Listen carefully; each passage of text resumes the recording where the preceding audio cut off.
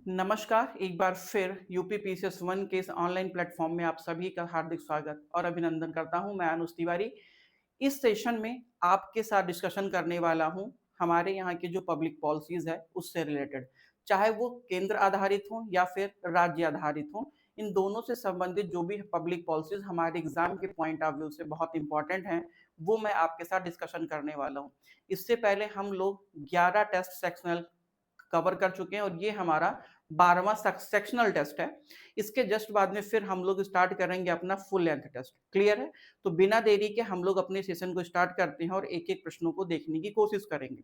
इस सेशन में प्रश्न के साथ ही मैंने आपके साथ डिस्कशन को भी या उनके सॉल्यूशंस को भी साझा करने की कोशिश किया है, जिससे कि क्वेश्चंस के साथ में आप उनके व्याख्या को भी देख सकें। कई बार ऐसा हो रहा था कि शायद मैं सिर्फ डिस्कशन कर रहा था और ये भी कोशिश थी कि कम समय में ज़्यादा से ज़्यादा मैं आपके साथ उन तथ्यात्मक चीज़ों को साझा कर पाऊँ, लेकिन इसी क्रम में बहुत सारे ऐसे फैक्ट्स होते थे या कुछ इंपॉर्टेंट चीज़ें होती थी जो स्किप हो जाती थी। बट अब ऐसा नहीं होगा, प्रश्न के साथ में आप व्याख्या भी देख पाएंगे और ऐसे में हम कम समय में ज्यादा चीजों को बेहतर तरीके से कवर कर पाएंगे। चलिए देखते हैं आज का पहला प्रश्न यूपी पीसीएस 1 का। ये योजना से रिलेटेड हमारा मॉक टेस्ट है। कुल से 75 प्रश्न, इन 75 प्रश्नों को हम एक एक करके कवर करने की कोशिश करेंगे। क्लियर है? तो हमारा पहला प्रश्न है कि प्रधानमंत्री जनधन योजना के बारे में निम्नलिखित कथनों पर विचार करें और बताएं कि कौन सा कथन सही है। योजना की घोषणा 15 अगस्त 2014 को की गई और इसकी औपचारिक प्रारंभ 28 अगस्त 2024 को हुआ है। आधार से जुड़े खातों पर 5,000 रुपए की ओवरड्राफ्ट की सुविधा का प्रावधान है। 15 अगस्त 2014 से लेकर के 26 जनवरी 2015 के बीच खोले गए खातों पर 30,000 का बीमा, जीवन बीमा कवर उपलब्ध था। हमारे लिए ऑप्शन क्या क्या दिया गया है? एक और दो, दो तीन, एक और तीन, एक दो और तीन। ये प्रश्न है प्रधानमंत्री जनधन योजना से रिलेटेड। मैं आपको इसकी व्याख्या भी बताऊंगा, बट सबसे पहले आप ये समझ लीजिए कि इनमें कौन सा ऑप्शन सही है। तो ये तीनों विकल्प सही है, इसलिए आपका डी वाला ऑप्शन सही है। जब 2014 में प्रधानमंत्री के तौर पर मोदी जी आते हैं तो उन्होंने देश में वित्तीय समावेशन के लक्ष्य को प्राप्त करने के लिए जनधन योजना लेकर के आए थे। जनधन योजना के माध्यम से ये सुनिश्चित किया गया कि जो देश की अधिकांश आबादी है, जिनका संस्थागत ऋण उपलब्ध नहीं हो पा रहा है, या फिर मेरा कहने का तात्पर्य ये है कि जिनके पास कोई संस्थागत खाता नहीं है, ऐसे व्यक्तियों को एक खाता उपलब्ध कराया जा सके। दरअसल इनका मेन टारगेट था कि जो अभी हम अपनी योजनाओं के माध्यम से गवर्नमेंट हमारी कहाँ तक पहुंचने की सुनिश्चित करती है? जनता तक। तो जनता तक जो सरकार अपनी योजनाओं को लेकर आती है अपने लाभार्थियों के लिए, ऐसी स्थितियों में एक बहुत ज्यादा समस्या आ रहा था बिचौलिए का। तो गवर्नमेंट ये चाहती थी कि हम उन बिचौलियों को समाप्त कर सकें, सरकार का और जनता का सीधे एक कनेक्शन हो सके। ऐसे स्थिति में हम लोगों ने एक पोर्टल स्टार्ट किया, आधार और मोबाइल। जनधन आधार और मोबाइल के ही माध्यम से जनधन खाता खोले गए कि आपका एक आधार कार्ड बनाया जाएगा और उस आधार कार्ड को आपके मोबाइल नंबर से लिंक किया जाएगा और उस मोबाइल नंबर और आधार के माध्यम से आपका एक खाता खोला जाएगा, जिससे कि आपको संस्थागत जोड़ा जा सके और वित्तीय समावेशन के लक्ष्य को हम प्राप्त कर सके। ये भी देखा गया था कि जनधन के माध्यम से बेसिक अकाउंट खोले गए जहां पर जीरो बैलेंस आप रख सकते थे। इसमें सबसे ज्यादा खाता हमारे यहाँ की महिलाओं के खोले गए हैं। साथ ही में अगर मैं आपको एक बात और बताऊं तो भारत सरकार की बहुत सारी योजनाएं, इवन राज्य सरकार की बहुत सारी योजनाएं ऐसे हैं जो अपने लाभार्थियों को स्थानांतरण, स्थानांतरण का मतलब है धन स्थानांतरण से है कि वो फंड ट्रांसफर करने का काम करते हैं। जैसे एग्जाम्पल के तौर पे प्रधानमंत्री किसान सम्मान निधि योजना है, तो ये तभी संभव हो पाया है जब आपके पास एक खाते हो। लेकिन अगर ग्रामीण किसानों के पास में खाते ही नहीं होंगे तो प्रधानमंत्री किसान सम्मान निधि का जो पैसा है हम उन्हें ट्रांसफर नहीं कर पाएंगे। ऐसी परिस्थितियों में वो व्यक्ति अछूता रह जाएगा जो अभी विकास की मुख्य धारा में शामिल नहीं हो पाया है। सो विकास की मुख्य धारा में शामिल, विकास की मुख्य धारा में शामिल करने के लिए और खासकर वे व्यक्ति जो सामाजिक आर्थिक विकास में अभी पार्टिसिपेट नहीं कर पाए हैं, उन्हें भारत सरकार की योजनाओं से लाभान्वित करने के उद्देश्य से ये योजना लाई गई थी। सीधा सीधा ये कहानी है। क्लियर? तो पहले वाला प्रश्न का उत्तर क्या हो जाएगा? डी हो जाएगा। बाकी आप लोगों ने तो ऑलरेडी पढ़ रखा है। अगले प्रश्नों पे, आयुष्मान भारत प्रधानमंत्री JAY के बारे में निम्नलिखित कथनों पर विचार करें और बताएं कौन सा कथन सही है। योजना का शुभारंभ 23 सितंबर 2018 को रांची से किया गया। ठीक है। प्रति परिवार प्रति व्यक्ति 5 लाख, मतलब अगर एक परिवार की बातें हो रही हैं, एक परिवार में सामान्यतः सरकार 5 व्यक्तियों को कवर करती है। कहने का सेंस है वो 5 लोगों को मान के चलती है कि इसमें एक परिवार में 5 लोग हैं, उन सब का बीमा कवर किया जाएगा, वो भी कैशलेस। या पूरी तरीके से योगदान आधारित बीमा योजना है जिसकी पात्रता के लिए प्रीमियम जमा करना आवश्यक। ये हमें बताना है कि इनमें से कौन सा कथन आपका सही है। तो अगर मैं बात करता हूं आयुष्मान भारत को लेकर के, तो आयुष्मान भारत में आपको किसी भी प्रकार की प्रीमियम राशि देने की आवश्यकता नहीं होती है। ये हमारी सरकार मुफ्त में आपको उपलब्ध कराती है, इसलिए इसका तीसरा वाला विकल्प तो भयंकर गलत होगा। कौन सा सही है?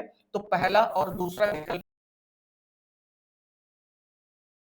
इसकी व्याख्या पर आपको नजर लेकर के जाऊं तो आयुष्मान भारत योजना के अंतर्गत ये कहा गया था कि जो देश के नागरिक हैं प्रति परिवार को 5 लाख रुपए तक का बीमा कवर दिया जाएगा जो उसके दायरे में आते हैं। क्लियर है? याद रखिएगा 5 लाख तक का। 23 सितंबर 2018 को लॉन्च किया गया। कहां से किया गया? रांची से। और ये कहां पर? सार्वजनिक स्वास्थ्य बीमा से संबंधित योजना है। क्लियर? अगले प्रश्नों पे चलते हैं। प्रधानमंत्री किसान सम्मान निधि योजना के बारे में निम्नलिखित कथनों पर विचार करें। शुरुआत फरवरी 2019 के से किया गया। पात्र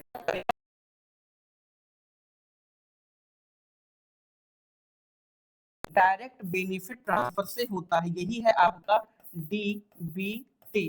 और जो अभी आप ऊपर जनधन देख रहे थे JAM यानी जनधन आधार और मोबाइल, इन तीनों के माध्यम से government DBT direct benefit transfer को सुनिश्चित करती है। जैसे कि डीबीटी कहा जाता है मैं लाभार्थी हूं तो सरकार सीधे मेरे तक चीजों को पहुंचाए, बीच में कोई बिचौलिया ना हो, ये डीबीटी डायरेक्ट बेनिफिट ट्रांसफर कहलाता है। क्लियर? अगर मैं इसके उत्तर की बात करता हूं तो आप देखेंगे तो इसके 3 के तीनों उत्तर सही, सॉरी दूसरे उत्तर गलत हैं। क्यों? क्योंकि पात्र कृषक परिवार को नहीं, 3 बार में नहीं, 2000 रुपए 3 बार में, 2000 3 बार में साल में कुल 6000 रुपए देने का प्रावधान किया गया है, ना कि प्रतिवर्ष में 6000 3 बार में देना है, ये नहीं है। 2000 रुपए की बातें कही गई है। क्लियर है? आप ये देखेंगे कि यहाँ 6000 रुपए 3 किस्तों में 2000 रुपए प्रति एक किस्त में दिए जाने की घोषणा की गई है, इसलिए आपका दूसरा विकल्प सही होगा और बाकी सही है। क्लियर है? दूसरा गलत, बाकी सही है। प्रधानमंत्री उज्ज्वला योजना निम्नलिखित कथनों पर विचार करें और बताएं कौन सा कथन सही है।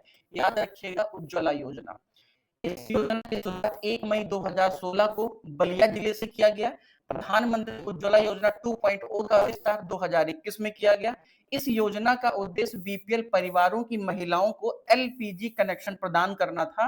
हमें बताना है प्रधानमंत्री उज्ज्वला योजना के बारे में। देखिए पहली बात समझिए, प्रधानमंत्री उज्ज्वला योजना का संबंध रसोई गैस कनेक्शन से है। बस एक चीज ये याद रखिएगा। और सबसे खास बात है, इसका मुख्य उद्देश्य ये है कि सामान्यतः महिला सशक्तिकरण को बढ़ावा देने से है, लेकिन यहाँ कुछ समस्याएं भी थी। उसके पीछे का लॉजिक ये है कि अगर हम एक बार गैस दे रहे हैं तो लगातार रिफिल करने की जिम्मेदारी उस परिवार की होती है। लेकिन अभी ग्रामीण क्षेत्रों में जो परंपरागत स्रोतों से या परंपरागत स्रोतों के माध्यम से खाना पकाने का कार्य कर रहे हैं, वो लगातार सिलेंडर को रिफिल कराने में उतने सक्षम नहीं है। हालांकि फिर से वो उसी स्थिति में आ गए जिस स्थिति में वो पहले थे, लेकिन फिर भी प्रधानमंत्री उज्ज्वला योजना के माध्यम से भारत सरकार ने ग्रामीण समुदाय के प्रत्येक महिला को, जो घर की मुखिया, उसके नाम पर एक गैस सिलेंडर डिस्ट्रीब्यूट करने का कार्य किया है, जिससे कि हम महिला सशक्तिकरण को बढ़ावा दे सके। इसलिए इसके 3 के तीनों विकल्प सही हैं। क्लियर? अगले प्रश्नों पे हम लोग चल रहे हैं। अगला प्रश्न हमारा क्या कह रहा है? अगला प्रश्न क्या कह रहा है कि प्रधानमंत्री जल मिशन के बारे में निम्नलिखित कथनों पर विचार करें और बताएं कौन सा कथन सही है। हर घर जल का लक्ष्य ग्रामीण घरों को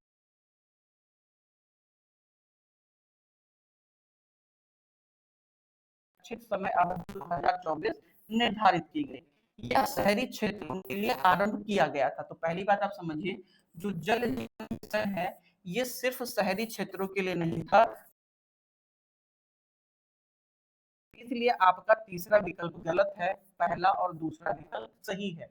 जल जीवन मिशन का जो लक्ष्य है वो हर घर नल योजना पर आधारित है या फिर हर घर नल कॉन्सेप्ट पर आधारित है। इसका लक्ष्य ये है कि जिन सुदूर इलाकों में स्वच्छ पेयजल की उपलब्धता अभी नहीं हो पाई है, ऐसे प्रत्येक घरों में नलकूप लगवाए जाएं और सबसे खास बात है कि स्वच्छ पेयजल उपलब्ध कराया जाए, क्योंकि आप देखेंगे कि अगर व्यक्ति का गरिमामय पूर्ण जीवन हमें सुनिश्चित करना है तो कम से कम स्वच्छ जल का अधिकार तो होना ही चाहिए। और अगर आप एसडीजी टारगेट पढ़ेंगे तो एसडीजी टारगेट में भी स्वच्छ जल एक इंपॉर्टेंट टारगेट के तौर पर रखा गया है, जिसका हमें उन्मूलन करना है, आई मीन प्रदूषित जल का उन्मूलन करना है और देश के प्रत्येक नागरिकों को हमें स्वच्छ जल उपलब्ध कराना चाहिए भी, और हमारी सरकार इसके लिए प्रतिबद्ध है। इसीलिए जल जीवन मिशन लाया गया था। क्लियर है? अगले प्रश्नों पे चलते हैं। प्रधानमंत्री आवास शहरी योजना के बारे में निम्नलिखित कथनों पर विचार करें और बताएं कौन सा कथन सही है। प्रधानमंत्री आवास योजना शहरी का शुभारंभ 25 बढ़ोतरी कर दी गई ताकि 31 मार्च 2022 तक स्वीकृत घरों का निर्माण 31 दिसंबर 2025 तक पूरा किया जा सके। तीसरा विकल्प है यह योजना ग्रामीण गरीबों के लिए थी। अगर आप याद ध्यान नहीं दिए, जहां लिखा हुआ है आवास योजना जो शहरी क्षेत्र के लिए था, इसका संबंध शहर से है ना कि ग्रामीण से है, इसलिए आपका केवल दूसरा वाला 1 और 2 सही होंगे और तीसरा विकल्प आपका गलत होगा। क्लियर है? अगले प्रश्नों पे हम लोग चल रहे हैं। प्रश्न संख्या 7, प्रधानमंत्री आवास योजना ग्रामीण, यहाँ पे ग्रामीण है, रखिएगा ये ग्रामीण से रिलेटेड है। प्रधानमंत्री आवास योजना ग्रामीण के बारे में निम्नलिखित कथनों पर विचार करें और बताएं कौन सा कथन सही है। इसका शुभारंभ औपचारिक रूप से 20 नवंबर 2016 से किया गया। 16 से कहां? आगरा से किया गया। यह योजना इंदिरा आवास योजना से उन्नत रूप से लागू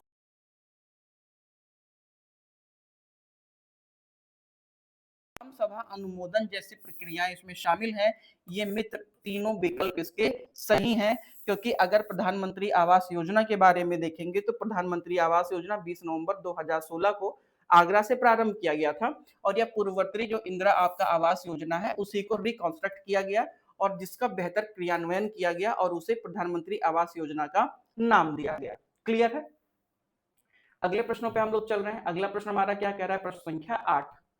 ठीक है, पोषण अभियान के बारे में निम्नलिखित कथनों पर विचार करें और बताएं कि इनमें से कौन सा कथन आपका सही है। पोषण अभियान का शुभारंभ 8 मार्च 2018 को किया गया है। वजन वाले निम्न संकेतों में सुधार करना और यह केवल शहरी जिलों में लागू होता है।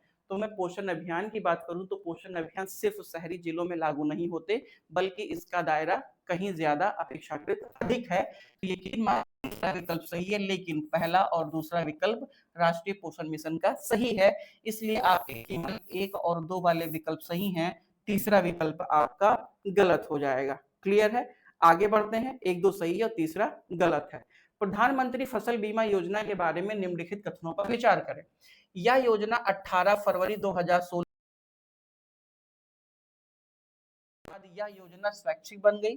किसान के लिए खरीफ फसल पर 2%, रबी फसल पर 1.5% की अवधि का प्रीमियम का प्रावधान किया गया था। और एक सबसे खास बात मैं आपको बताऊं कि इसमें सिर्फ रबी खरीफ ही नहीं है, बल्कि इसमें कॉमर्शियल क्रॉप्स भी या वाणिज्यिक फसलें और बागवानी फसलें भी शामिल हैं, जहां पर प्रीमियम की दर 5% रखी गई है।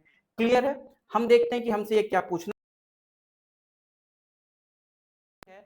सो इसमें से 3 के तीनों विकल्प आपके सही हैं। अगर मैं थोड़ा सा प्रधानमंत्री फसल बीमा योजना के बारे में आपसे जिक्र करूं तो प्रधानमंत्री फसल बीमा योजना का मुख्य उद्देश्य इतना है कि किसानों की आय को हम सुनिश्चित कर सकें। जैसे कि 2022 में ही ये लक्ष्य रखा गया था भारत सरकार के द्वारा कि किस प्रकार किसानों की आय को दुगना किया जाए, क्योंकि किसानों की लगातार बढ़ती हुई आत्महत्या की प्रवृत्तियां कहीं ना कहीं हमारी कृषि जगत के लिए एक बहुत बड़ा अभिशाप बनता जा रहा था। इसलिए भारत सरकार के द्वारा यह सुनिश्चित किया गया कि किसानों की आय को किसी भी प्रकार से दुगना किया जा सके।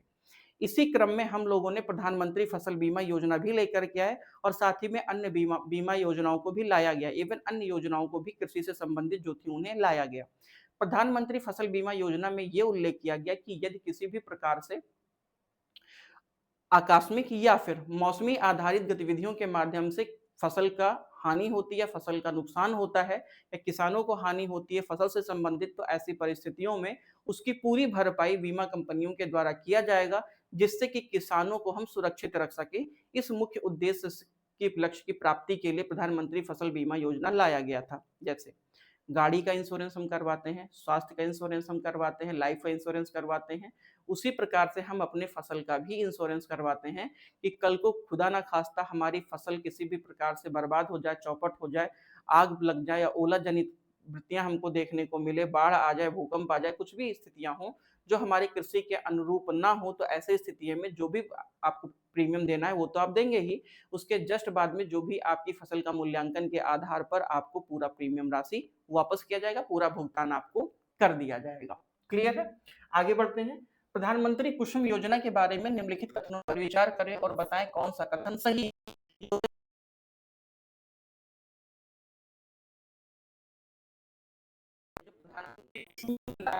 इसका मुख्य उद्देश्य यह है कि जो हम ईंधनों का प्रयोग कर रहे हैं एज अ डीजल के तौर पर, उसे कम किया जा सके और नवीकरणीय ऊर्जा की ओर हम आगे बढ़ सके। इससे होगा क्या?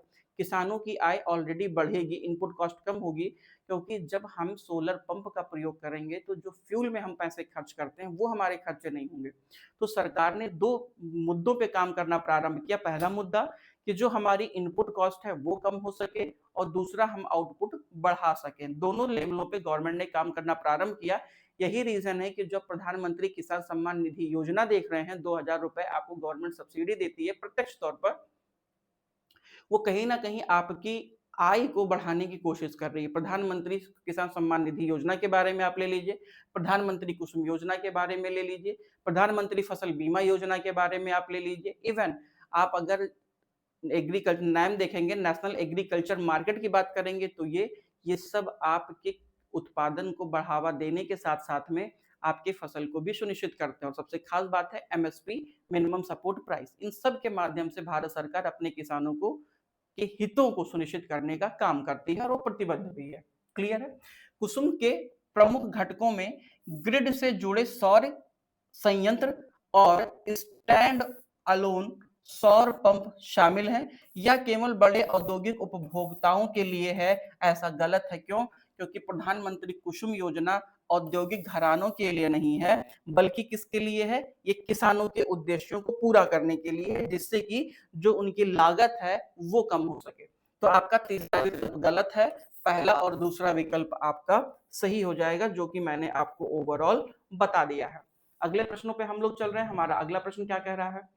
अगला प्रश्न हमारा कह रहा है कि वन डिस्ट्रिक्ट वन प्रोडक्ट के बारे में सही कथनों का चयन करें। One district one product ODOP. ODOP कार्यक्रम का औपचारिक शुभारंभ 24 जनवरी 2018 को उत्तर प्रदेश दिवस पर किया गया। बिल्कुल सही है। प्रत्येक जिले के विशिष्ट उत्पाद को प्रोत्साहन देना इस कार्यक्रम का मूल विचार है, ये भी ठीक है। यह योजना केवल केंद्र सरकार का कार्यक्रम है और उत्तर प्रदेश इससे इसका कोई संबंध नहीं है, ये गलत है। क्यों? क्योंकि मूलतः यह योजना one district one product ODOP राज्य आधारित है, यूपी की है। तो ओडीओपी का मेन लक्ष्य क्या है? एक जिला एक उत्पाद। अगर हम 75 जिले से 75 उत्पादों को बढ़ावा देंगे तो उस जिले का निर्यात होगा। उस जिले का निर्यात कहने का सेंस है उत्पादन का निर्यात होगा।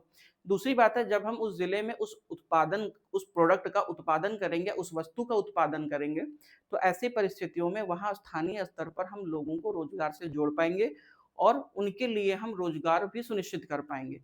साथ ही साथ में रोजगार के अवसर का भी सृजन होगा। उनके द्वारा बनाई गई वस्तु का हम एक ठीक ठाक मार्केट उपलब्ध करा पाएंगे और उनकी जो आजीविका है वो भी सुनिश्चित होगी। और इससे साथ ही में जो उनकी वस्तु है, स्थानीय वस्तु है, उसे भी एक ग्लोबल पहचान मिल पाएगी। इसके लिए आपने एक चीज नोटिस किया होगा कि हम लोग जीआई टैग का प्रयोग करते हैं, जियोग्राफिकल इंडिकेटर का प्रयोग करते हैं।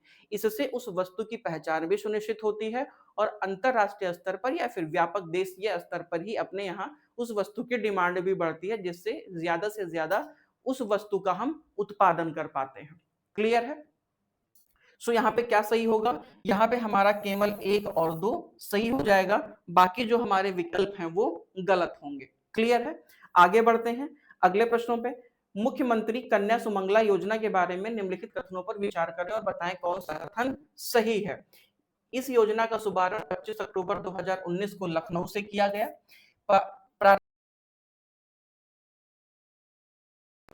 6 किस्तों में प्रदान किए जाने थे। या केवल राज्य के बाहर की बालिकाओं पर लागू होता है, तो गलत है। या राज्य की बालिकाओं बाहर की बालिकाओं पर नहीं बल्कि राज्य की बालिकाओं पर लागू होता है, इसलिए इसका केवल 1 और 2 वाले विकल्प आपके सही होंगे।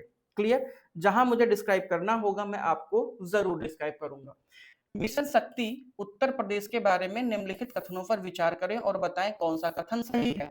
अभियान का शुभारंभ 17 अक्टूबर 2020 को किया गया। इसका लक्ष्य महिला सुरक्षा, सम्मान एवं आत्मनिर्भरता से जुड़े बहुविभागीय कार्यक्रम चलाना था। यह केवल पुलिस विभाग तक सीमित कार्यक्रम है। सो नहीं, यह केवल पुलिस विभाग तक सीमित कार्यक्रम नहीं है, बल्कि अगर आप देखेंगे तो इससे कहीं ज्यादा है। सुरक्षा, सम्मान, महिला सशक्तिकरण के साथ में आप देखेंगे तो जागरूकता, त्वरित सहायता, कौशल और पुनर्वास पहल भी इसमें शामिल है और इसमें चरणबद्ध तरीके से चलाया गया है और समय समय पर इसे उपलब्धियां भी हासिल की हैं। तो इसलिए इसका ए वाला विकल्प सही होगा और तीसरा विकल्प गलत होंगे। अगले प्रश्नों पे हम लोग चल रहे हैं। मुख्यमंत्री अभ्युदय योजना के बारे में निम्नलिखित कथनों पर विचार करें और बताएं कौन सा कथन सही है। योजना का की परीक्षाओं के लिए निःशुल्क मार्गदर्शन एवं कोचिंग उपलब्ध कराना या केवल चिकित्सा प्रवेश परीक्षाओं तक सीमित है, तो ये गलत है।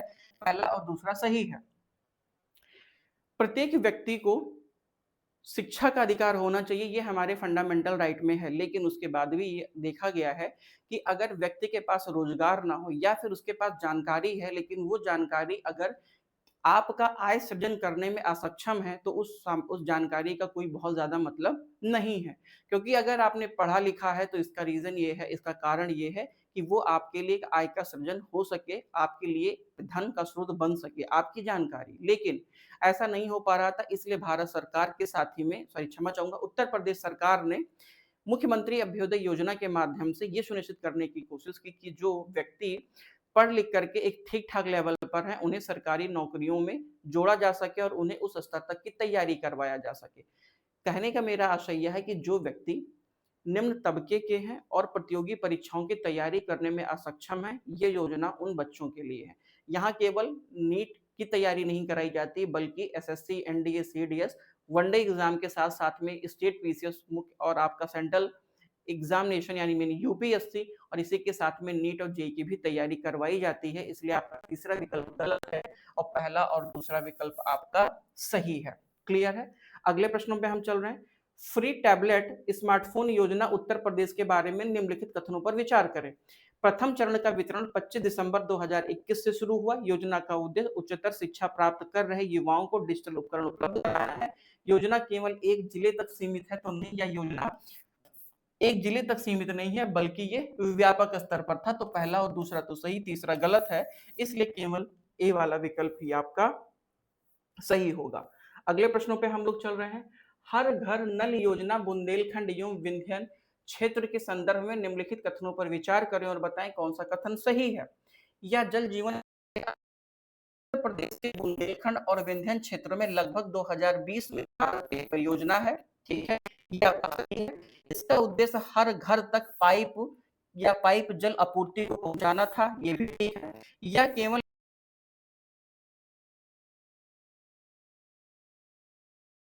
शामिल है, ये पर्टिकुलर किसी एक की पहल नहीं है, इसलिए आपका तीसरा विकल्प गलत और केवल पहला और दूसरा विकल्प ही आपका सही होगा। अगले प्रश्नों पे हम लोग चल रहे हैं। अगला प्रश्न हमारा है प्रश्न संख्या 17। प्रश्न संख्या 17 कह रहा है कि विश्वकर्मा श्रम सम्मान योजना उत्तर प्रदेश के बारे में निम्नलिखित कथनों पर विचार करें और बताएं कि इनमें से कौन सा कथन सही है। यह योजना 2018 में प्रारंभ किया गया। परंपरागत कारीगरों को प्रशिक्षण और टूल किट सहायता प्रदान करना इसका मुख्य उद्देश्य था। यह केवल केंद्र सरकार की पीएम विश्वकर्मा योजना का नाम परिवर्तन है, इसलिए आपका केवल ए वाला विकल्प सही होगा। अगले प्रश्नों में मुख्यमंत्री सामूहिक विवाह योजना में निम्नलिखित कथनों पर विचार करें और बताएं कौन सा कथन सही है। योजना आर्थिक रूप से कमजोर परिवार कन्याओं के विवाह सहायता उपलब्ध कराना है, तो बिल्कुल सही है। हाल ही में सहायता की राशि 1 लाख प्रति युगल तक बढ़ाने का निर्णय लिया है, ये भी सही है। पहले 50,000 या शायद 60,000 के आसपास था और इस बार इसे 1 लाख किया गया है। लाभ केवल एक जाति तक सीमित है, नहीं, ये किसी जाति या धर्म से कोई लेना देना नहीं है। मुख्यमंत्री आप सामूहिक विवाह योजना के अंतर्गत देखेंगे तो किसी भी धर्म, किसी भी वर्ग, किसी भी जाति का कोई भी युगल विवाह करने के लिए योग्य है। आप स्वतंत्र रूप से विवाह कर सकते हैं, बस आपकी उम्र 18 और 21 साल होना चाहिए। निसंदेह आप मुख्यमंत्री सामूहिक विवाह योजना में पार्टिसिपेट कर सकते हैं। प्रतिबद्ध है आपका विवाह कराने के लिए। क्लियर? आगे बढ़ते हैं। रानी लक्ष्मीबाई महिला सम्मान कोष, इनमें से कौन सा कथन सही है? यह कोष 2015 के नियमों के अधीन संचालित होता है।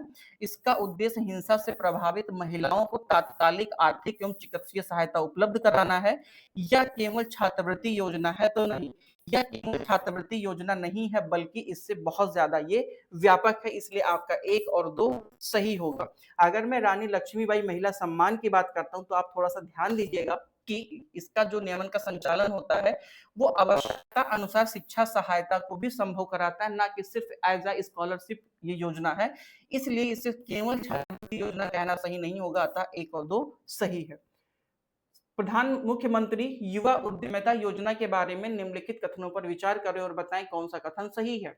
योजना का उद्देश्य युवाओं को ब्याज मुक्त ऋण उपलब्ध कराना है तथा उन्हें स्वरोजगार के अवसर भी बढ़ाना है। बजट 2024-25 में इस पहल के लिए 1000 करोड़ का प्रावधान किया गया, बतौर समर्थन भी दर्शाया गया है। अब तक किसी भी लाभार्थी को कि ऋण स्वीकृति नहीं हुई है तो गलत है। कई सारे लोगों को ऋण उपलब्ध कराया गया है, ये बात आप ध्यान रखिएगा। इसलिए आप गलत है। निम्नलिखित कथनों पर विचार करें और बताएं कौन सा कथन सही है।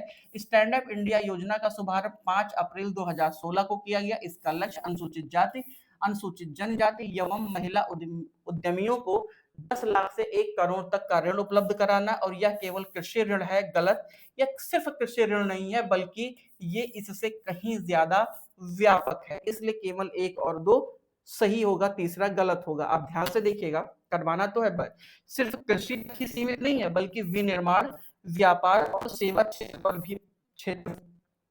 पर भी यह लागू होता है। क्लियर है? अगले प्रश्नों पे हम लोग चल रहे हैं। अगला प्रश्न हमारा क्या कह रहा है? निम्नलिखित कथनों पर विचार करें और बताएं कौन सा कथन सही है। मुख्यमंत्री प्रधानमंत्री मुद्रा योजना 2015 के की शुरुआत की गई। शिशु, किशोर और तरुण 3 श्रेणियों में ये है, ठीक है। प्रत्येक श्रेणी में अधिकतम सीमा 50,000 से लेकर के अधिकतम 1 लाख तक किया गया है। ये बताना है कि इनमें से कौन सा कथन सही है, तो आपके तीनों कथन सही हैं। अगर मैं बात करूं मुख्य प्रधानमंत्री, क्षमा चाहूंगा, प्रधानमंत्री मुद्रा योजना के बारे में, तो ये बेसिकली आपको प्रोडक्शन करने के लिए ऋण उपलब्ध कराता है। और एक अच्छी बात ये भी है कि अगर आप किसी भी प्रकार का सेल्फ एम्प्लॉयड हैं या फिर आप एक एंटरप्रेन्योर हैं, तो इसके तहत आप ऋण ले सकते हैं और अपना रोजगार प्रारंभ कर सकते हैं। क्लियर है? आगे बढ़ते हैं। निम्नलिखित कथनों पर विचार करें और बताएं कौन सा कथन सही है। अटल पेंशन योजना 2015 में शुरू किया गया। यह 18 से 40 वर्ष आयु के असंगठित क्षेत्र के श्रमिकों के लिए है। याद रखिए, क्षेत्र के श्रमिकों के लिए है। पेंशन 1000 से 5000 तक मासिक होती है, जिसकी व्यक्ति की आयु 60 वर्ष की पूरी हो जाए तब से ये लागू होती है। हमको बताना है कौन सा सही है, तो अटल पेंशन योजना के बारे में तीनों कथन सही है। इसकी शुरुआत 2015 में किया गया। अटल पेंशन योजना में जो लाभार्थी हैं उनकी आयु 18 से 40 साल होनी चाहिए। 18 से 40 साल के बीच में उन्हें एक प्रीमियम देना पड़ता है और 60 साल के बाद 1000 रुपए से लेकर के 5000 रुपए तक उन्हें मासिक पेंशन का प्रावधान किया जाता है या फिर उन्हें प्रदान किया जाता है। क्लियर है? अगले प्रश्नों पे हम लोग चल रहे हैं। अगला प्रश्न हमारा क्या कह रहा है? प्रश्न संख्या 24। निम्नलिखित कथनों पर विचार करें और बताएं कौन सा कथन सही है। प्रधानमंत्री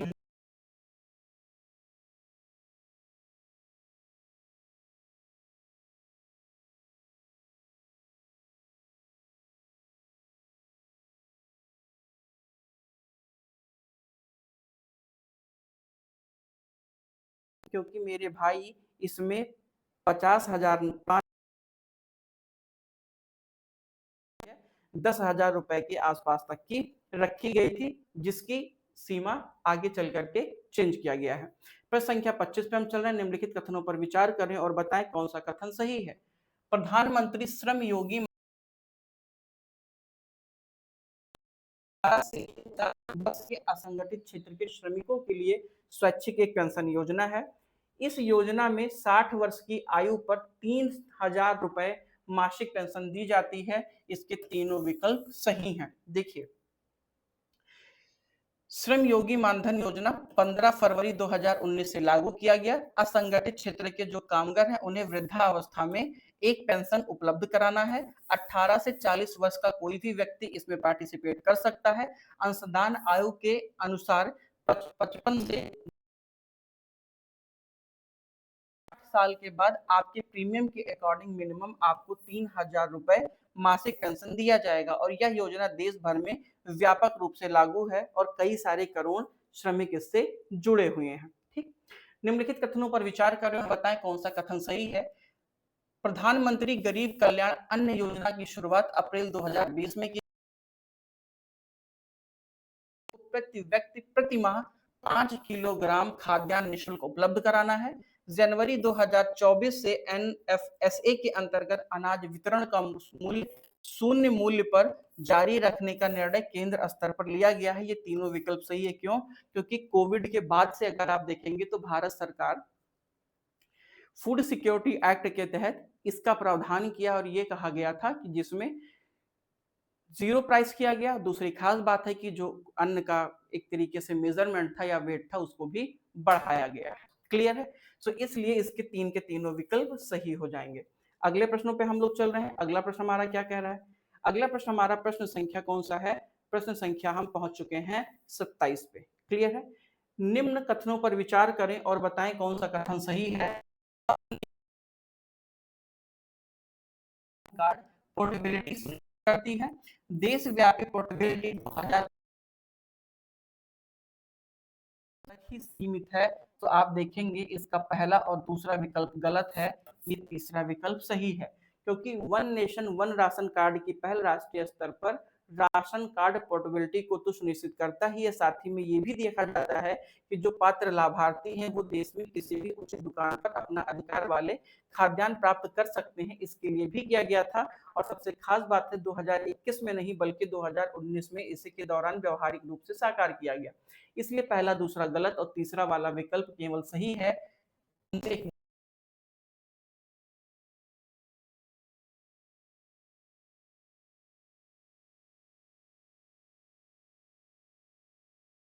को सुनिश्चित करने की कोशिश की गई थी। लगभग कहना है कि 80 करोड़ से ज्यादा लोगों को भी इसके अंतर्गत शामिल किया गया था। क्लियर? तो आपका दूसरा और तीसरा गलत होगा और पहला सही है, इसलिए केवल एक वाला विकल्प आपका सही होगा। अगले प्रश्नों पे निम्नलिखित कथनों पर विचार करें और बताएं कि इनमें से कौन सा कथन सही है। स्वामित्व योजना ग्रामीण आबादी क्षेत्र में संपत्तियों के डिजिटल अभिलेख तैयार कराने पर केंद्रित है।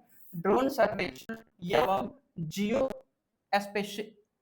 स्पेशियल तकनीकी का उपयोग किया जाता है। हमें बताना है कि इनमें से कौन सा कथन सही है और इसका शुभारंभ 2022 में हुआ तो यही गलत है। क्यों? क्योंकि इसका शुभारंभ मित्र 2022 में नहीं हुआ है बल्कि कब हुआ है? 20 में हुआ है। इसलिए तीसरा विकल्प गलत है। केवल 1 और 2 आपका सही है। क्लियर? 1 सेकेंड।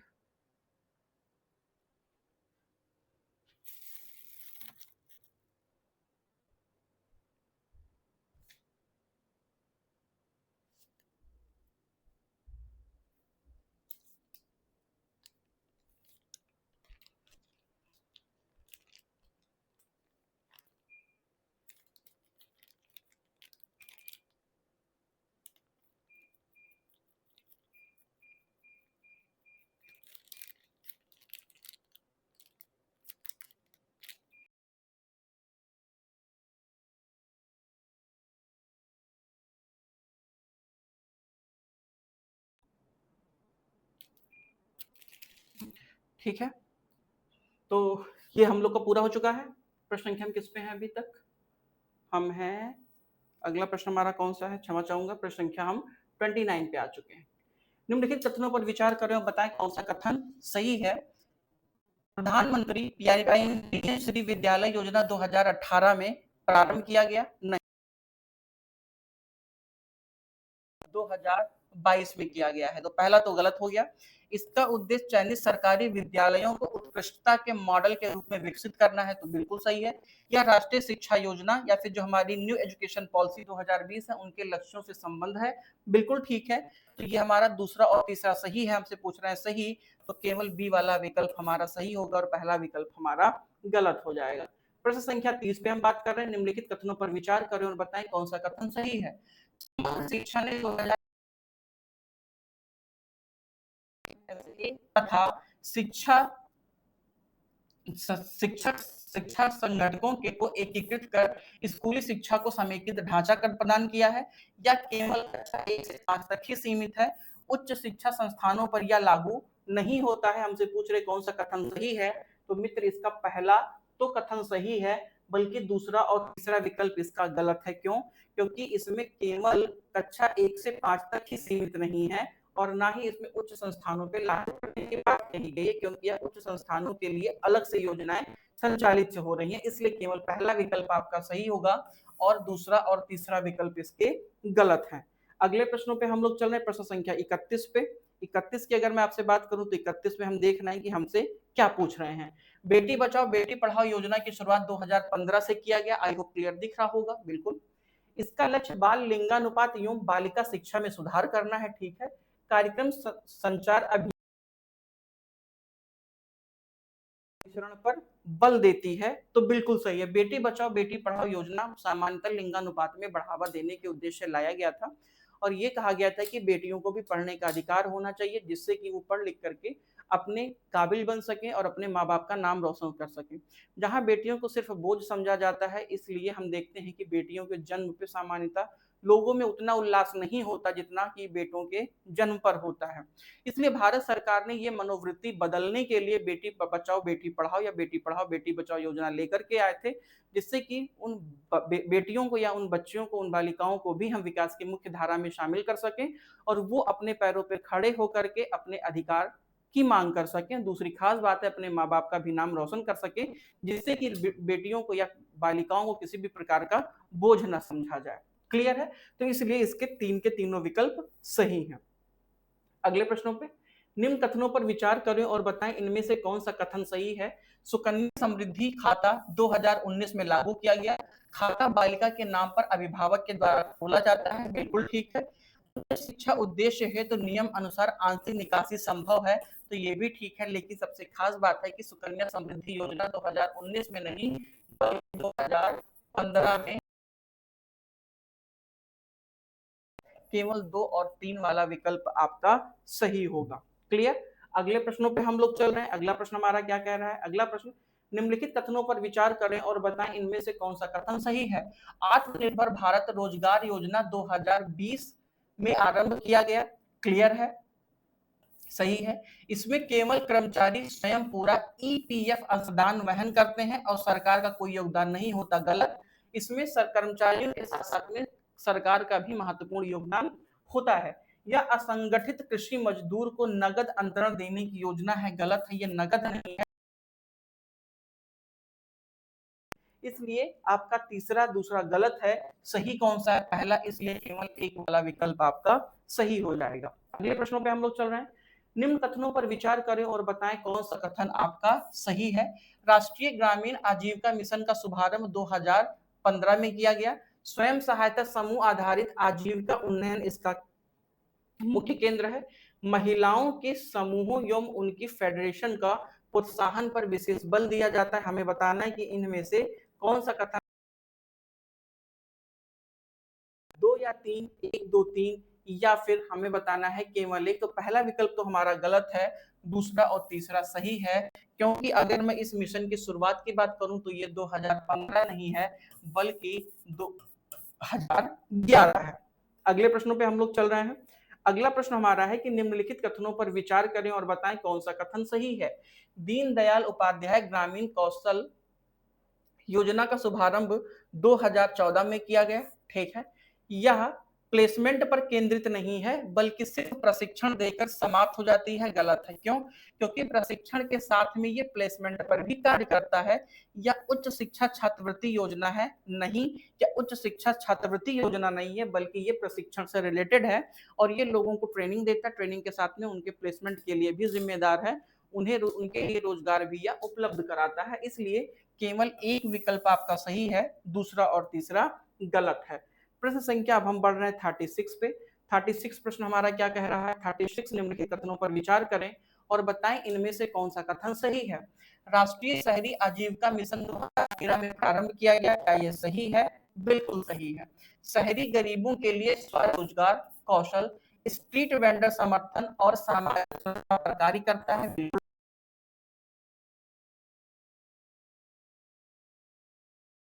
तो बिल्कुल ठीक है। राष्ट्रीय शहरी आजीविका मिशन के अंतर्गत ये सारी चीजें शामिल है, जिसका शुभारंभ 2013 में किया गया और इसके अंतर्गत शहरी क्षेत्रों में जो गरीब व्यक्ति हैं उनके स्वरोजगार कौशल, स्ट्रीट वेंडरों के समर्थन एवं उनके सामाजिक सुरक्षा को सुनिश्चित करने के उद्देश्य से ये योजना लाया गया था। क्लियर? इसलिए तीनों विकल्प आपके सही हैं।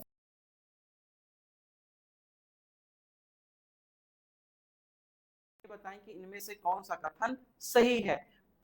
पीएम पोषण 2021 के माध्यम भोजन कार्यक्रम के रूपांतरण के में यह शुरू किया गया। कक्षा 1 से 8 तक के बच्चों के पोषण एवं नामांकन बनाए रखने का उद्देश्य है या केवल निजी वित्त पोषित विद्यालयों पर लागू होता है? तो गलत है, या निजी वित्त पोषित विद्यालयों पर लागू नहीं होता बल्कि सरकारी या फिर सरकार के द्वारा वित्त पोषित किए जाने वाले विद्यालयों पर लागू होता है। इसलिए इसका तीसरा विकल्प गलत है, केवल इसका पहला और दूसरा विकल्प ही सही है। क्लियर है? अगले प्रश्नों पे हम लोग चल रहे हैं। अगला प्रश्न हमारा प्रश्न संख्या 38 है। निम्नलिखित कथनों पर आपको विचार करना है और बताना है कौन सा कथन सही है। मिशन इंद्रधनुष 2014 में शुरू किया गया, इंटेंसिफाइड मिशन इंद्रधनुष 2019 में प्रारंभ किया गया, या केवल पोलियो उन्मूलन तक सीमित है? गलत है। तीसरा गलत है, तो ये गलत है, ये गलत है, दूसरा गलत है। क्यों? क्योंकि इंटेंसिफाइड मिशन इंद्रधनुष 2019 में नहीं बल्कि 2017 में लागू किया गया था। क्लियर? 2017 में लागू किया गया है, ना कि 2019 में। इसलिए केवल एक विकल्प सही है, ये वाला। एक चीज मैं आपको यहाँ पे बताना चाहूंगा, आपको दो मिशन इंद्रधनुष देखने को मिलेंगे। एक मिशन इंद्रधनुष का संबंध टीकाकरण से है, वहीं दूसरे मिशन इंद्रधनुष का संबंध बैंकिंग सुधार से है। क्लियर है? जिसे बैंकिंग सुधार में आप A2G रिफॉर्म के नाम से भी जानते हैं। मिशन इंद्रधनुष के अंतर्गत विभिन्न प्रकार के जो टीकाकरण है उस योजनाओं के लक्ष्य को प्राप्त करना था, जैसे कि पोलियो है, डीबीटी है, खसरा है, आप देखेंगे इसी के साथ में काली खांसी है। ये सारी चीजें हम उसके अंतर्गत कवर करने की कोशिश करते हैं। सारी चीजें यहाँ पर आपको मिलेंगी। क्लियर? अगले प्रश्नों पे हम लोग चल रहे हैं। अगला प्रश्न हमारा क्या कह रहा है? निम्नलिखित कथनों पर विचार करें और बताएं कौन सा कथन सही है। संस्थागत प्रसव हेतु पात्र महिलाओं को नगद सहायता उपलब्ध कराई जाती है? बिल्कुल सही है। आशा कार्यकर्ताओं के लिए यह प्रोत्साहन प्रावधान भी है? बिल्कुल सही है। इसलिए आपके तीन के तीन। जहां तक पहले जो प्रसव होते थे या बच्चे पैदा होते थे, या तो उन्हें घर पे ही कराया जाता था, बहुत मिन्नतों या बहुत कोशिशों के बाद में फिर हम हॉस्पिटल तक या फिर जो हमारे सीएससी और पीएससी हैं वहां पर ले जाने की सुविधा उपलब्ध कराई गई। साथ ही में अगर आप देखेंगे तो ऐसी स्थितियों में जो माताएं होती हैं, माताओं को भी कैश में कुछ बेनिफिट्स दिए जाते हैं, जिससे वे अपना और अपने बच्चे का ध्यान रख सकें, ख्याल रख सकें, और उन्हें बाकी सुविधाएं उपलब्ध कराने के लिए आप देखेंगे जो कार्यकर्ता हैं इनकी भी बहुत महत्वपूर्ण भूमिका होती है। गवर्नमेंट इन्हें भी बेनिफिट्स देती है, इसलिए इसके तीन के तीनों विकल्प सही है। अगले प्रश्नों पे निम्नलिखित कथनों पर विचार करें। प्रधानमंत्री मातृ वंदना योजना 2015 में लागू किया गया? नहीं, 2015 में लागू नहीं किया गया, ये 2017 में लागू किया गया है। क्लियर? पहली जी सहायता दी जाती है, ठीक है। ICDS और स्वास्थ्य प्रणालियों के साथ एकीकृत क्रियान्वयन ढांचे को ये अपनाती है, तो ठीक है, इसका केवल दो और तीसरा विकल्प सही है। पहला विकल्प आप देखेंगे तो वो गलत है। ऐसा क्यों? क्योंकि यहाँ पर ये 2015 में नहीं बल्कि 2017 में लागू किया गया था। क्लियर है? आगे बढ़ते हैं। अगला प्रश्न हमारा कौन सा है? प्रश्न संख्या 41 पे है। निम्नलिखित कथनों पर विचार करें और बताएं कौन सा कथन सही है। सौभाग्य योजना 2017 में लागू किया गया। तो हाँ, सौभाग्य योजना 2017 में लागू किया गया और इसका संबंध से इसका संबंध बिजली से है। इसका पूरा नाम है प्रधानमंत्री सहज बिजली हर घर योजना। घरेलू परिवारों को नए बिजली कनेक्शन उपलब्ध कराने पर केंद्रित है। ठीक है, औद्योगिक सुधारों पर यह केंद्रित था नहीं, यह औद्योगिक से इसका कोई लेना देना नहीं है। ये घरेलू कनेक्शन उपलब्ध कराने के उद्देश्य से प्रधानमंत्री सहज सौभाग्य बिजली हर घर योजना लागू किया गया। क्लियर है? सो आपका 1 और 2 सही है, तीसरा आपका गलत है। प्रश्न संख्या 42 पे निम्न कथनों पर विचार करें और बताएं कि कौन सा कथन सही है। दीनदयाल उपाध्याय ग्राम ज्योतिर्योजना 2015 में शुरू किया गया। ग्रामीण क्षेत्रों में फीडर पृथक्करण और वितरण नेटवर्क सुदृढ़ीकरण केंद्रित है। शहरी क्षेत्रों के लिए समानांतर आईपीडीएस योजना अलग से प्रचलित है। हमें देखना है कि हमसे कौन कौन से विकल्प दिए हैं। केवल 1, केवल 2, केवल 2 3, 1 2 3 और आपका केवल 1। इसके सभी के सभी विकल्प सही हैं। अगले प्रश्नों पे निम्नलिखित कथनों पर विचार करें और बताएं कौन सा कथन सही है। उदय योजना, दरअसल उदय योजना का जो लाया गया था, ये जो विद्युत डिस्कॉम योजना कंपनियां हैं उन्हें रिकॉन्स्ट्रक्ट करने के उद्देश्य से लाया गया था। डिस्कॉम सुधार के लिए राज्य एवं केंद्र के बीच समझौते को एक ढांचा प्रदान करती है। तो बिल्कुल सही है, उदय योजना 2015 में लाया गया था। यह व्यक्तिगत उपभोक्ताओं को नगद सब्सिडी देती है। गलत, ये नगद सब्सिडी नहीं देती है, इसलिए आपका केवल 1 और 2 सही होगा और बाकी के विकल्प आपके गलत हो जाएंगे। अगले प्रश्नों पे निम्नलिखित कथनों पर विचार करें और बताएं कौन सा कथन सही है। स्वच्छ भारत मिशन ग्रामीण 2014 में शुरू किया गया। बिल्कुल सही है। ओडीएफ प्लस के अंतर्गत ठोस एवं तरल अवशिष्ट प्रबंधन को चरणबद्ध तरीके से जोड़ दिया गया है। ये भी विकल्प सही है आपका। यह केवल नगर निगम क्षेत्रों के लिए है, ऐसा नहीं है। सामान्यतः आप देखेंगे ये केवल नगर निकाय के लिए नहीं बल्कि ये ग्राम क्षेत्रों के लिए भी लागू किया गया था। इसमें आपके अंतर्गत आप देखेंगे ओडीएफ प्लस ठोस एवं तरल अवशिष्ट प्रबंधन, फीकल फ्लश प्रबंधन, स्रोतों पर अवशिष्ट पृथकीकरण एवं संसाधन पुनर्चक्रण को भी अपनाया गया है ताकि स्वच्छता को अस्थायी ढांचा बना सके। और यह केवल अब शहरी निकाय पे नहीं बल्कि ग्रामीण क्षेत्र आबादी के लिए भी है, इसलिए केवल 1 और 2 सही होगा। निम्नलिखित कथनों पर विचार करें। स्वच्छ भारत मिशन शहरी 2016 में शुरू किया गया। डोर टू डोर कूड़ा संग्रह, वैज्ञानिक निपटान एवं ओडीएफ स्थायित्व पर केंद्रित है। यह शहरी स्थानीय निकायों पर लागू होता है। तो पहला तो गलत है, क्यों? क्योंकि यह 2014 में लागू किया गया, ना कि 2016 में। इसलिए अगर पहला गलत है तो केवल 2 और 3 आपका सही होगा, इसलिए केवल बी वाला विकल्प आपका सही है। क्लियर है? तो इन चीजों कौन से गलत हैं, अन्यथा हम हड़बड़ी में गड़बड़ी कर देते हैं। जैसे कई बार होता है कि लिखा कुछ होता है लेकिन हम पढ़ कुछ रहे होते हैं। निम्नलिखित कथनों पर विचार करें और बताएं कौन सा कथन सही है। अमृत मिशन 2016 में प्रारंभ किया गया, नहीं 2015 में प्रारंभ किया गया है, इसलिए पहला विकल्प आपका गलत है। पेयजल आपूर्ति नेटवर्क और हरित क्षेत्र विकास मिशन इसका प्रमुख संगठक है। ठीक है। अमृत 2 शून्य की घोषणा 2021 में की गई है, ये भी सही है, इसलिए आपका केवल 2 और 3 विकल्प सही हो जाएंगे। ठीक है। अगले प्रश्नों पे जहां मुझे आपको बताने की आवश्यकता होती है मित्र, मैं खुद ही आपको वहां पर बता के चल रहा हूं। निम्नलिखित कथनों पर विचार करें और बताएं कौन सा कथन सही है। स्मार्ट सिटी मिशन 2015 में प्रारंभ किया गया। बिल्कुल सही है। यह केवल कृषि फॉर्म आधारित स्मार्ट संसाधनों पर केंद्रित था, तो नहीं। स्मार्ट सिटी का मुख्य उद्देश्य कृषि फॉर्म आधारित नहीं था बल्कि शहरी क्षेत्रों में उन आधारभूत ढांचाओं का विकास करना था जिससे कि हम क्षेत्र में या नगर में विकास को सुनिश्चित कर सकें, जिसके अंतर्गत कई सारी चीजें शामिल हैं, मैं आपके साथ डिस्कशन करूंगा। इसके सभी धन आवंटन ग्रामीण पंचायतों को दिए जाते हैं। गलत है, केवल 1 वाला विकल्प इसका सही है। आप देखिएगा थोड़ा सा इसका जो मेन टारगेट है नागरिक केंद्रित है, प्रौद्योगिक समर्थित है, टिकाऊ बनाने करना, हरित गलियारों का निर्माण करना, मिश्रित भूमि उपयोग करना, सुलभ परिवहन एवं पैन सिटी संसाधनों के आदि विकास के तहत भी किया गया, जिसमें कि एकीकृत command control centre, smart metering एवं ई गवर्नेंस शामिल है।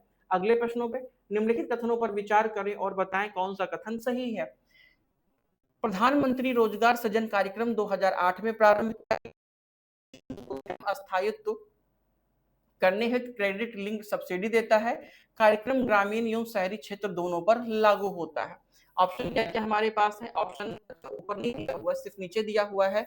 हम देखे ले रहे हैं कि केवल एक या दो, दो तीन, एक दो तीन और केवल एक। मित्र, इसके तीन के तीनों विकल्प सही हैं, क्योंकि अगर मैं रोजगार सृजन कार्यक्रम की बात करूं तो इसका शुभारंभ 2008 में किया जाता है। सूक्ष्म उद्यम स्थापित करने के उद्देश्य से यह किया गया है, जो सब्सिडी प्रदान करता है, और यह ग्रामीण एवं शहरी दोनों क्षेत्रों के लिए यह योजना लागू होती है। क्लियर है? अगले प्रश्नों पे हम लोग चल रहे हैं। निम्नलिखित कथनों पर विचार करें और आप बताएं इनमें से कौन सा कथन सही है। राष्ट्रीय अप्रेंटिस प्रोत्साहन योजना 2016 में प्रारंभ किया गया, सही है। इस योजना में नियोक्ताओं को अप्रेंटिस के स्टाइपेंड में कोई सहायता नहीं दी जाती तो गलत है, बल्कि आपको स्टाइपेंड दिया जाता है। अगर आप किसी भी प्रकार से गवर्नमेंटेड अप्रेंटिस कर रहे हैं तो मिनिमम कुछ ना कुछ सहायता आपको गवर्नमेंट देती है। योजना केवल सरकारी उपक्रमों तक सीमित है तो नहीं, केवल ये सरकारी उपक्रमों तक सीमित नहीं है, बल्कि इससे कहीं ज्यादा ये व्यापक है, इसलिए इसका 2 और 3 गलत है। केवल इसके पहले वाला विकल्प या पहला वाला कथन ही सही है, इसलिए आपका डी विकल्प सही होगा। क्लियर?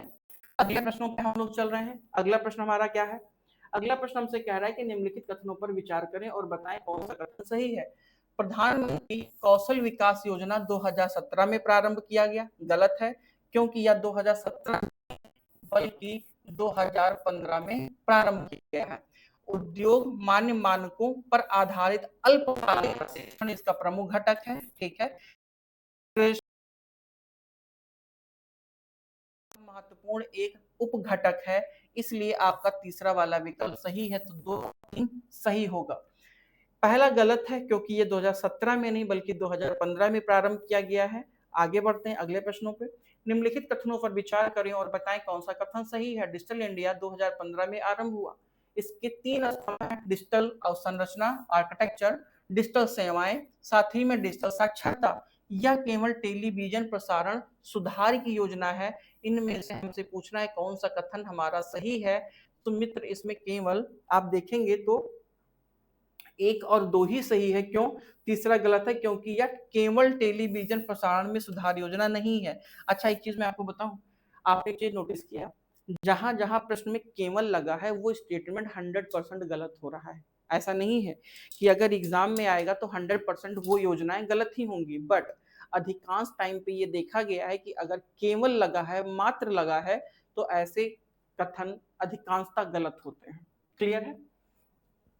आगे बढ़ते हैं अगले प्रश्नों पे। निम्नलिखित कथनों पर विचार करें और बताएं कौन सा कथन सही है। स्टार्टअप इंडिया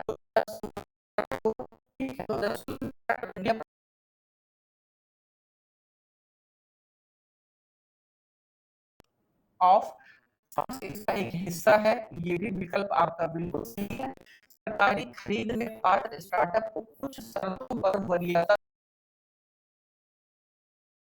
किया गया है, ये सही है। तो स्टार्टअप इंडिया के बारे में ये तीनों विकल्प आपके सही हैं।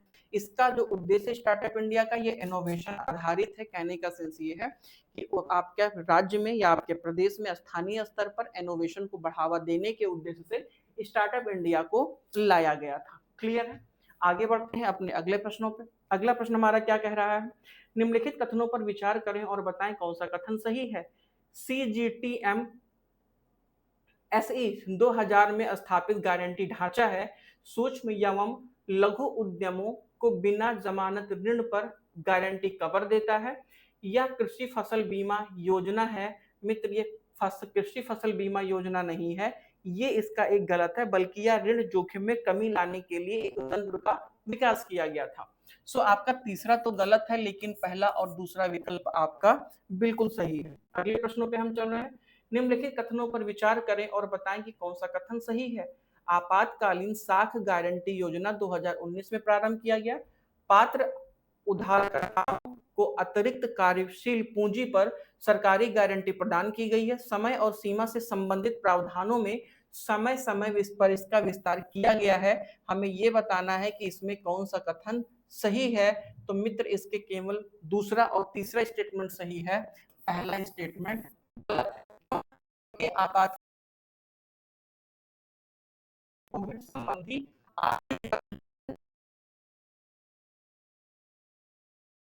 गलत है। अगले प्रश्नों पे निम्नलिखित कथनों पर विचार करें और बताएं कौन सा कथन सही है। प्रधानमंत्री मत्स्य संपदा कब किया गया है? 2020 में ये लागू किया गया है। उत्पादन, उत्पादकता, खाद्य श्रृंखला कोल्ड स्टोरेज चैन एवं मूल्य वर्धन पर समेकित हस्तक्षेप करती है, सही है। समुद्री और अंतर्देशीय दोनों मत्स्य क्षेत्रों को यह कवर करती है, बिल्कुल सही है। इसलिए आपका पहला विकल्प गलत है, केवल दूसरा और तीसरा वाला विकल्प ही सही है। अगले प्रश्नों पे प्रश्न संख्या 56 पर है। निम्नलिखित कथनों पर विचार करें और बताएं कौन सा कथन सही है। अटल भूजल योजना 2019 में लागू किया गया, ठीक है, पहला विकल्प आपका सही है। इसका प्रमुख जोर केवल बड़े बांध एवं जलाशय पर का निर्माण करना गलत है। जो अटल भूजल योजना है उसका जो मेन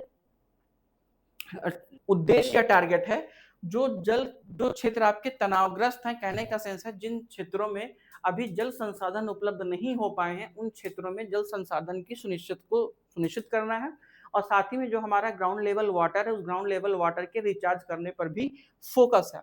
दूसरा हमसे ये पूछ रहा है कि इसमें से और क्या है। यह आपूर्ति पक्ष निर्माण के अतिरिक्त समुदाय आधारित मांग प्रबंधन से संबंध नहीं है, तो ये गलत है क्योंकि ये संबंध ऑलरेडी है। इसलिए आपका डी वाला विकल्प सही होगा, 2 और 3 विकल्प आपके गलत होंगे। अगले प्रश्नों पे हम लोग चल रहे हैं। अगला प्रश्न हमारा क्या कह रहा है? प्रश्न संख्या हम 56 ऑलरेडी कर चुके हैं। हम आ रहे हैं 57 पे। निम्नलिखित प्रश्नों पर विचार करना है, बताना है कौन सा कथन सही है।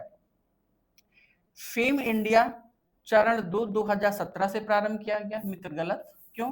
क्योंकि ये प्रारंभ किया गया है 2019 से। पहला विकल्प आपका गलत है, इसलिए आपका ये गलत है, ये गलत है, ये गलत है, केवल भी आपका सही हो जाएगा। हमें पढ़ने की कोई आवश्यकता नहीं है। अगले प्रश्नों पे निम्नलिखित कथनों पर विचार करें और आप ये बताएं कि इनमें से कौन सा विकल्प आपका सही है। राष्ट्रीय आयुष मिशन 2014 में प्रारंभ किया गया, गलत। ये 2014 में प्रारंभ किया गया, सही है। आयुष मिशन 2014 में लाया गया था। यह केवल एलोपैथ है? नहीं, केवल एलोपैथ नहीं है, इससे कहीं ज्यादा व्यापक है। औषधीय पौधों के संवर्धन एवं आयुष सेवाओं के सुदृढ़ीकरण इसमें घटक शामिल नहीं है, तो ये भी गलत। क्यों? क्योंकि ये शामिल है। कौन सा कथन सही है? केवल एक वाला कथन हमारा सही होगा, इसलिए केवल डी विकल्प सही है। अगले प्रश्नों पे निम्नलिखित कथनों पर विचार करें और बताएं कौन सा कथन सही है। कार्यक्रम मिशन कर्मयोगी 2020 में लागू किया गया, मिशन कर्मयोगी 2020 में लागू किया गया है। सिविल सेवकों के लिए आईजीओटी प्लेटफॉर्म पर क्षमता निर्माण व्यवस्था विकसित की गई, ठीक है। यह केवल निजी क्षेत्र के कर्मचारियों को के प्रशिक्षण देना है, तो गलत। या केवल निजी क्षेत्रों के लिए शामिल नहीं है, कि निजी क्षेत्रों के साथ साथ में आप देखेंगे तो अन्य कर्मचारी भी इसमें शामिल के लिए भी ये योजनाएं लाई गई थी। इसलिए आपका केवल एक विकल्प सही है और वो है ए वाला। क्लियर? तीसरा गलत है, तो ये गलत, ये गलत। चूंकि दूसरा सही है इसलिए केवल 1 और 2 आपका सही होगा। अगले प्रश्नों पे हम लोग चल रहे हैं। अगला प्रश्न हमारा क्या कह रहा है कि निम्नलिखित कथनों पर विचार करें और बताएं इनमें से कौन सा कथन सही है। प्रधानमंत्री ग्राम सड़क योजना 2000 में प्रारंभ किया गया, ठीक है। सर्व मौसम सड़क संपर्क से ग्रामीण बस्तियों को जोड़ना इसका मुख्य उद्देश्य, बिल्कुल सही है दोनों स्टेटमेंट। या राष्ट्रीय राजमार्ग निर्माण के लिए निर्माण से नहीं है, बल्कि स्थानीय स्तर पर उन सड़कों को कनेक्ट करना था जो कि ग्रामीण बस्तियों की ओर जाती हैं। मुख्य सड़क से ग्राम को जोड़ने के लिए जो रास्ते का निर्माण किया गया है उसका संबंध प्रधानमंत्री ग्राम सड़क योजना से है। क्लियर है? आगे बढ़ते हैं। निम्नलिखित कथनों पर विचार करें और बताएं कि कौन सा कथन सही है। आकांक्षी जिला कार्यक्रम 2016 में प्रारंभ किया गया। स्वास्थ्य, शिक्षा, कृषि, वित्तीय समावेशन, आधारभूत ढांचे जैसे संकेतों पर प्रतिस्पर्धी सुधार पर यह बल देता है। नीति आयोग द्वारा समन्वित निगरानी एवं रैंकिंग की जाती है। हमें बताना है कि इनमें से कौन सा कथन सही है। मित्र, इसका पहला विकल्प तो गलत है और इसके दूसरा और तीसरा विकल्प सही है। क्यों? क्योंकि इसका शुभारंभ 2018 में किया गया है, ना कि 2016 में किया गया है। क्लियर है? अगले प्रश्नों पे निम्नलिखित कथनों पर विचार करें और बताएं इनमें से कौन सा कथन सही है। प्रधानमंत्री गति शक्ति राष्ट्रीय मास्टर प्लान 2021 में शुरू हुआ। मल्टी मॉडल कनेक्टिविटी के लिए अवसंरचना परियोजनाओं का समेकित डिजिटल प्लेटफॉर्म प्रदान करता है। साथ ही में यह कृषि बीमा योजना है? नहीं। प्रधानमंत्री गति शक्ति राष्ट्रीय मास्टर प्लान आपका किसी भी प्रकार से योजना बीमा से रिलेटेड नहीं है, बल्कि ये ट्रांसपोर्टेशन से रिलेटेड है, लॉजिस्टिक सर्विस से रिलेटेड है। इसलिए आपका तीसरा वाला गलत है, पहला और दूसरा सही है। आपको थोड़ा सा मैं व्याख्या पे नजर डालूंगा क्योंकि ये बहुत इंपॉर्टेंट है। प्रधानमंत्री गति शक्ति योजना की जो घोषणा की गई है 2021 में किया गया है। इसका मुख्य उद्देश्य क्या है? सड़क, रेल, बंदरगाह, हवाई अड्डा, ऊर्जा, पाइपलाइन एवं लॉजिस्टिक संबंधी परियोजनाओं को समन्वित नियोजित सुनिश्चित करना है। साथ ही में यह एक जीआईएस आधारित मल्टी लेयर प्लेटफॉर्म पर विभिन्न मंत्रालयों के डेटा को एकीकरण किया जाता है, जिससे कि मार्ग संरेखण, भूमि उपयोग एवं पर्यावरण स्वीकृतियों जैसी चुनौतियों को हम अग्रिम पहचान बनाकर उन्हें बेहतर कर सकें। क्लियर है? आगे बढ़ते हैं अगले प्रश्नों पे। प्रश्न संख्या 63, निम्नलिखित कथनों पर विचार करें और बताएं कौन सा कथन सही है। आयुष्मान भारत डिजिटल मिशन 2021 में प्रारंभ किया गया। सही है। इसमें स्वास्थ्य आईडी, स्वास्थ्य सुविधा रजिस्टर एवं स्वास्थ्य रजिस्टर आदि शामिल नहीं है। गलत, क्योंकि ये शामिल है। कंसेंट आधारित डेटा साझाकरण का ढांचा। दूसरा और तीसरा विकल्प गलत है, केवल पहला विकल्प सही है इसका। ठीक है, अगले प्रश्नों पे हम लोग चल रहे हैं। अगला प्रश्न क्या कह रहा है? निम्नलिखित कथनों पर विचार करें और बताएं कौन सा कथन सही है। निश्चय मित्र पहल 2019 में प्रारंभ किया गया। समुदाय और संस्थान स्वेच्छा से टीबी रोगियों को पोषण एवं देखभाल सहायता अपनाते हैं। अगला विकल्प हमारा है सहायता में सूखा राशन एवं प्रत्यक्ष लाभ अंतरण डीबीटी जैसी व्यवस्था राज्यों के द्वारा अपनाई जा सकती है। इसमें दूसरा और तीसरा विकल्प सही है। पहला क्यों गलत है? क्योंकि ये इस योजना का प्रारंभ 2022 में किया गया है। क्लियर है? अगले प्रश्नों पर निम्नलिखित कथनों पर विचार करें और आपको ये बताना है कि इनमें से कौन सा कथन सही है। राष्ट्रीय स्वच्छ वायु कार्यक्रम 2019 में प्रारंभ किया गया। गैर प्राप्ति शहरों में PM 10, PM 2.5 स्तर में चरणबद्ध कमी लक्ष्य है या ग्रामीण जल निकासी योजना है? क्योंकि स्वच्छ वायु कार्यक्रम का जल निकासी से कोई लेना देना नहीं। PM 10 एंड PM 2.5 में चरणबद्ध तरीके से कमी लाना इसका एक मुख्य उद्देश्य है। इसलिए आपका पहला और दूसरा सही है, तीसरा आपका गलत है। क्लियर? अगले प्रश्नों पे हम लोग चल रहे हैं। अगला प्रश्न, निम्नलिखित कथनों पर विचार करें और बताएं कौन सा कथन सही है। पीएम मित्र पार्क योजना 2021 में लागू किया गया। एकीकृत वस्त्र मूल्य श्रृंखला में पीएम मेगा टेक्सटाइल पार्क है। उसका मेन काम क्या है? जो हमारा वस्त्र निर्माण है उसे बेहतर बनाना है और भारतीय वस्त्रों को एक वैश्विक बाजार उपलब्ध कराना है। यह कृषि गोदाम और संरचना निर्माण का योजना है, इसका कृषि से लेना नहीं है क्योंकि ये किससे रिलेटेड है? ये टेक्सटाइल से रिलेटेड है। इसलिए आपका तीसरा गलत है, कीमत 1 और 2 सही है। अगले प्रश्नों पे प्रश्न संख्या 67, सूर्य घर मुफ्त बिजली योजना 2023 में प्रारंभ किया गया। नहीं, ये 2023 में नहीं आया है। कब आया है? ये आया है मित्र 2024 में।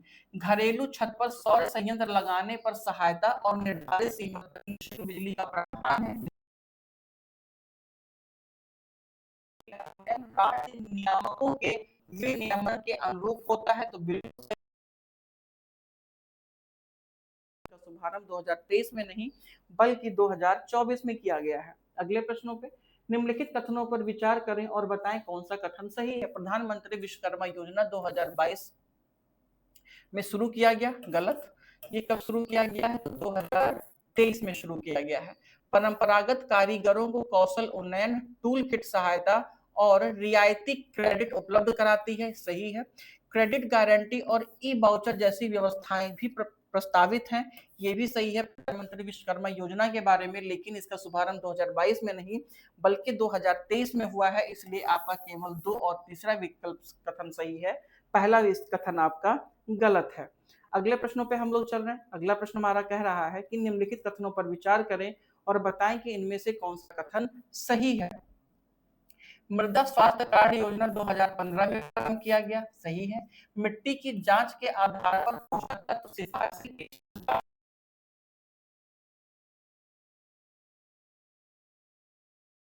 माना जाता है ताकि नियमित अद्यतन हो सके, ये भी विकल्प आपका सही है। अगर मैं मृदा स्वास्थ्य कार्ड योजना की बात करूं तो मृदा स्वास्थ्य कार्ड योजना का उद्देश्य ये है कि आपकी जो सॉइल है उस सॉइल की प्रोफाइलिंग करनी है। कहने का आशय ये है कि हमारे मृदा में किन चीजों की पोषक तत्वों की कमी है और उसमें हमें किस मात्रा में कितना खाद डालने की आवश्यकता है, ये सारी चीजें आपको बताई जाती हैं। मृदा स्वास्थ्य कार्ड पर इन सारे डाटाओं का या सारे आंकड़ों का उल्लेख किया जाता है कि आपकी मृदा में किस चीज की कमी है, किस चीज की अधिकता है, किस चीज की कमी के लिए हमें क्या डालना है, और किसी भी प्रकार के अगर हमारी मृदा में प्रॉब्लम्स हैं तो उसे भी शॉर्ट आउट करने का तरीका बताया जाता है, जिससे कि किसानों की उत्पादकता को बढ़ाया जा सके और उनका बेहतर तरीके से कीमत का निर्धारण हो सके, क्योंकि अगर उत्पादन ज्यादा होगा तो किसानों की आय ज्यादा होगी।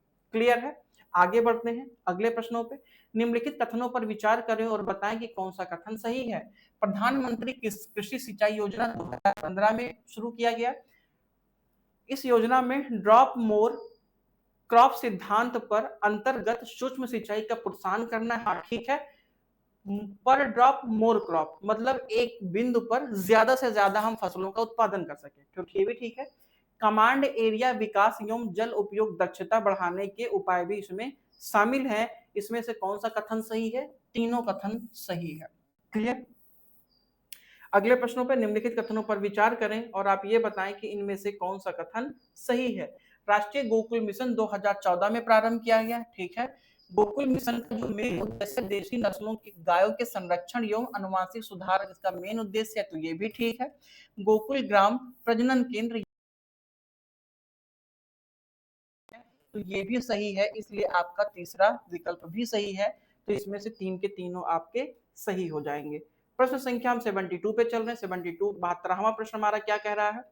निम्नलिखित कथनों पर विचार करें। राष्ट्रीय पशु रोग नियंत्रण कार्यक्रम 2019 में प्रारंभ किया गया। खुरपका और मुंह पका रोग के लिए सार्वभौमिक टीकाकरण केंद्रीय तत्व है। पशुओं की ट्रेसबिलिटी हेतु टैग आधारित पहचान का प्रावधान कार्यक्रम का एक हिस्सा है। केवल एक और दो, दो और तीन, एक दो तीन और केवल एक। मित्र तीनों विकल्प आपके सही हैं, इसलिए आपका सी विकल्प सही होगा। तीनों कथन सही हैं तो सी विकल्प सही होगा। निम्नलिखित कथनों पर विचार करें। राष्ट्रीय कृषि बाजार ई नैम, जो मैं अभी आपको ऊपर कह रहा था, ई नैम नेशनल एग्रीकल्चर 2016 में शुरू किया गया। राष्ट्रीय कृषि बाजार 2016 में प्रारंभ किया गया। एपीएमसी मंडियों के इलेक्ट्रॉनिक एकीकरण से पारदर्शी बोली एवं भुगतान संभव हुआ है, ठीक है। गुणवत्ता मानदंड आधारित बोली एवं ग्रेडिंग के लिए प्रावधान प्लेटफॉर्म का एक हिस्सा है। ये तीनों विकल्प सही हैं। अगर मैं नेशनल एग्रीकल्चर मार्केट की बात करता हूं, काफी पारदर्शिता लाने के लिए ये चीजें की गई थी। प्रश्न संख्या 74, निम्नलिखित कथनों पर विचार करें और तो क्या ये कथन सही है? तो बिल्कुल सही है। जल शक्ति अभियान 2019 में प्रारंभ किया गया है। समयबद्ध तरीके से जल संरक्षण और वर्षा जल चयन गतिविधियां संचालित होती हैं। कैच द रेन जैसे उप मिशन मानसून पूर्व और मानसून काल में क्रियान्वित किए जाते हैं। तीनों विकल्प इसके सही हैं, इसलिए ए, 2 और 3 सही है। इनमें से कौन सा गलत है? तो कोई भी गलत नहीं है। अगले प्रश्नों पे हम लोग चलते हैं। अगला प्रश्न हमारा क्या कह रहा है। प्रश्न संख्या अगर मैं 75 की बात करता हूं, प्रश्न संख्या 75 हमसे ये कह रहा है कि राष्ट्रीय उच्चतर शिक्षा अभियान 2013 में शुरू किया गया, ठीक है। राज्य उच्च शिक्षा संस्थानों के लिए वित्त एवं गुणवत्ता सुधार पर केंद्रित है। ये भी कथन आपके बिल्कुल सही है। परिणाम आधारित वित्त पोषण और मान्यता सुधार पर यह बल देता है। तीनों कथन मित्र इसके सही हैं, इसलिए आपका सी वाला विकल्प सही हो जाएगा। क्लियर। सो ये 75 क्वेश्चंस थे जहां आपको बताने का स्कोप था।